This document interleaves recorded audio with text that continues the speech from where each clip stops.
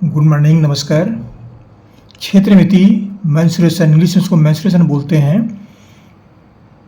ये कक्षा 8वीं के विद्यार्थियों के लिए है। कक्षा 8वीं में बेलन से संबंधित जो प्रश्न हल कराए जाते हैं कि बेलन क्या होता है, बेलन दिखता कैसे है, उसका क्षेत्रफल आयतन कैसे निकालते हैं, इसके बारे में जानकारी प्रदान की जाती है।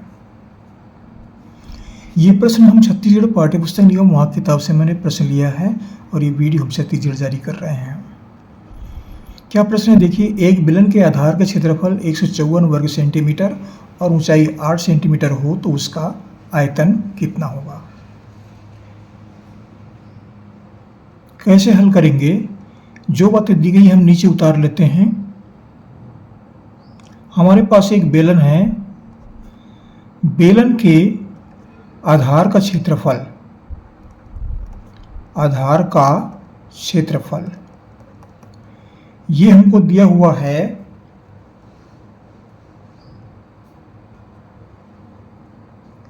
154 वर्ग सेंटीमीटर।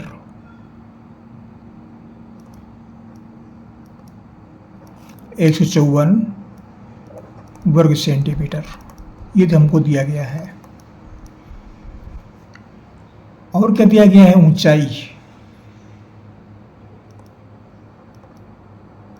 ऊंचाई बराबर हमको दिया गया है 8 सेंटीमीटर। इतनी बातें हमको दी गई है और हमको उसका आयतन निकालना है, बेलन का आयतन। ये आयतन हमको निकालना है। इतनी बातें हमारे सामने हैं। अब देखिए बेलन होता कैसे है। ये एक चित्र बनाया गया है। ये बेलन आप देख सकते हैं, ये चित्र को इस आकृति में रहता है। ये शीर्ष है, ये आधार है, ये केंद्र बिंदु है, ये भी केंद्र बिंदु है। ये दोनों शीर्ष और आधार के केंद्र बिंदु को मिला दिया गया है। तो ये जो है ऊंचाई h कहलाता है, ये h, और ये जो है 8 सेंटीमीटर है। इसको भी h मान सकते हैं, इसको h मान सकते हैं, लेकिन केंद्र से मानते हैं इसको। इसका नामकरण कर देते हैं ABCD। ये हमने नामकरण कर दिया। अब देखिए यहाँ पर आधार का क्षेत्रफल, ये जो क्षेत्र है,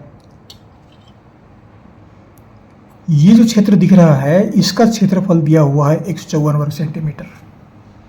इसीलिए बना है, इसका क्षेत्रफल 154 वर्ग सेंटीमीटर है। तो हमको इसका आयतन निकालना है। आयतन माने पूरा कितना क्षेत्र घेरा हुआ है, वो निकालना है। तो बेलन के आधार के क्षेत्रफल 154 वर्ग सेंटीमीटर है।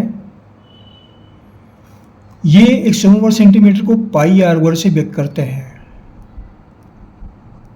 आधार के क्षेत्रफल को पाई आर वर्ग से व्यक्त करते हैं, जिसमें आर त्रिज्या है। ये जो मान लो केंद्र बिंदु वो मानते हैं, ओ से लेकर बी तक की दूरी ये त्रिज्या है, ओ से लेकर ए तक की दूरी त्रिज्या है। यहाँ भी त्रिज्या है, ओ डी, एफ डी और एफ सी, ये त्रिज्या कहलाती है। आर है ये त्रिज्या, आर।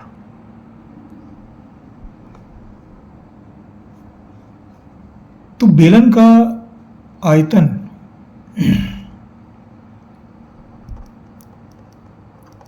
बेलन के आयतन निकालने की जो सूत्र है वह होता है पाई आर वर्ग h। इसमें पाई आर वर्ग जो है, इतना मान जो है वह आधार का क्षेत्रफल होता है।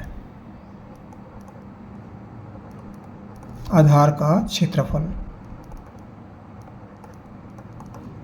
h को ऊंचाई से व्यक्त करते हैं, तो h जो है वो ऊंचाई है।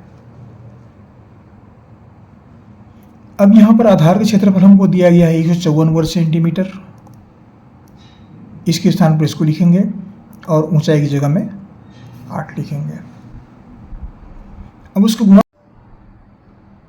अब देखिए यहाँ पर 154 को 8 से गुणा करेंगे तो हमें क्या प्राप्त होगा। 8 चौक 32 का 2 हासिल आया 3, 8 में 40 3 43 का 3 हासिल आया 4, 8 का 4 12, 1232 घन सेंटीमीटर।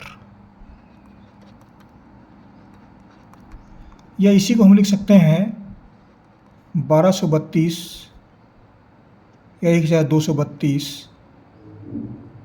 सेंटीमीटर त्रिघात। इस तरह से भी लिखते हैं। तो ये क्या है? बेलन का आयतन है। ये बेलन का आयतन। इस तरह से बेलन का आयतन जो है वह निकाल सकते हैं।